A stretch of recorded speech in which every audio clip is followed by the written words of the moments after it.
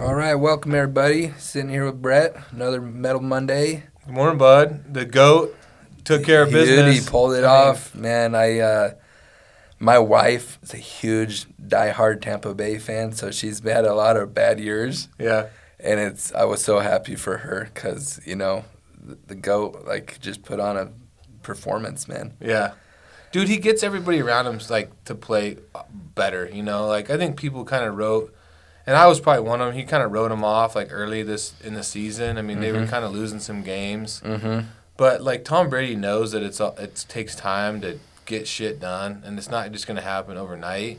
So I think by him just sticking with the process and keep grinding and one win at a time. I mean, all those old cliche sayings are super true. I mean, from his standpoint, I mean, he just kept them going in the season. And then by the time the playoffs rolled around, they were sharp, man. So I'm always fascinated by guys like him, like LeBron James. I'm fascinated by those guys that are on the top of the game and just stay there. It's just it's a true testament to their health. They take care of their body. They take care of their body. They put in the work. Correct.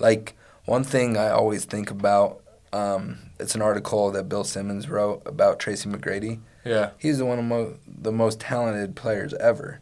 But it was just talent. He didn't have necessarily the work ethic that a Michael Jordan has. For sure. That's the variable that will make a guy a GOAT. Tony Romo is a good example. That guy is so talented, but in the offseason, he just golfed all offseason while Tom Brady's working, Yeah. And you can see the results, man. Dude, whatever the industry you're in, sports, scrap, trucking, talent will get you in the door, and it will spit you back out just as quick if you don't have the fire to stick with it. So, that being said, we'll see what happens.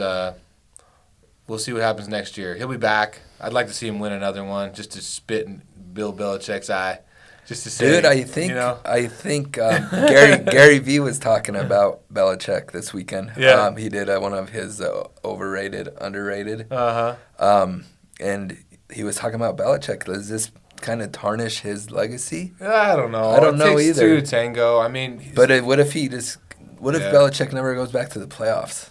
And that's kind of what Gary Vee was talking about. And what if Brady wins 2 more Super Bowls, 3 more Super Bowls? Yeah, then that's a different deal. I mean, we'll see. What do you think about scrap? What do you see this morning? Well, dude, I mean, it started kind of Friday. You saw copper take a run, and it's still just, we're almost 365 again. Yeah. We are 365. Yeah, all day. Yeah, so 365. I could see it getting back to 370. Rhodium is just going crazy, which is just, you were just, before we started recording, you were saying you're hearing 28. I hear 28. People are talking, they think it can get to 28. That's crazy. That's just crazy. If that does happen, that's bananas. What do you think, so you posted an article on your LinkedIn page about China opening the door to buying a lot of scrap from everyone again. Mm-hmm. Do you think that is translated to some of these markets hikes? I think it's going to take time, man, but I think just the presence of China wanting to be involved is big.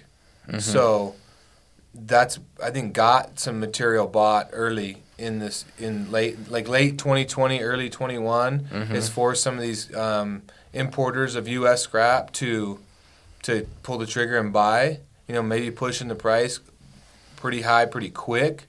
But I'm a firm believer, and I keep preaching this, but I ain't going to get off my soapbox. I mean, if you're going to be sitting on anything in this wave of mass money printing, I don't think you're going to be wrong to sit on hard assets, commodities. And I don't care if it's corn or whatever. Obviously, if it's perishable, that's a different thing. But the nice thing about scrap, you buy it, lay it on the ground, that shit ain't going to rot in a week or a month.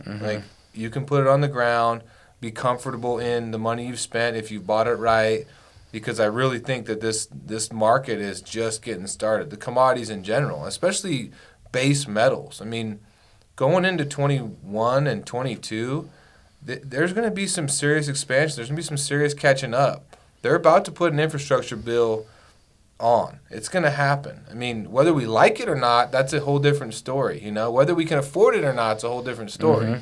But I really believe that commodities business, whether it's copper, whether it's silver, any of your base metals, be ready. I think this rocket ship is just getting fired up.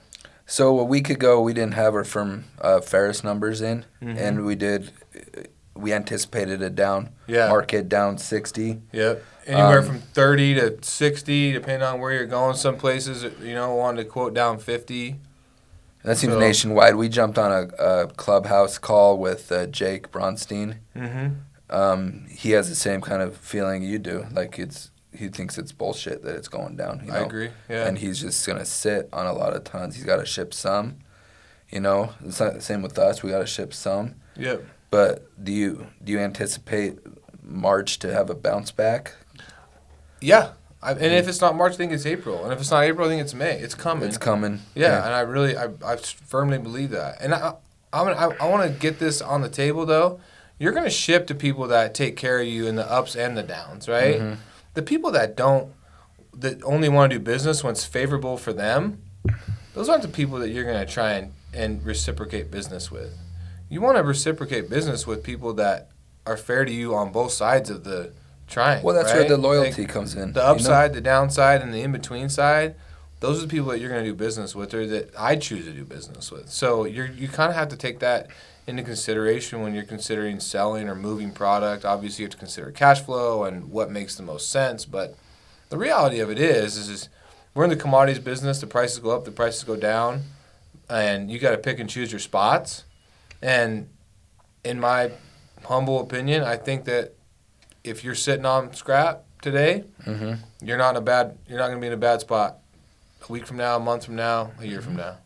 And that's where I'm always like just preaching this to our customers, like the loyalty, the overall value. Like I always tell them, like, hey, yeah, someone might beat our price that month, Yeah. but I guarantee we're going to bring more value to the table because all the other components, like we're going to be around when the market goes to shit.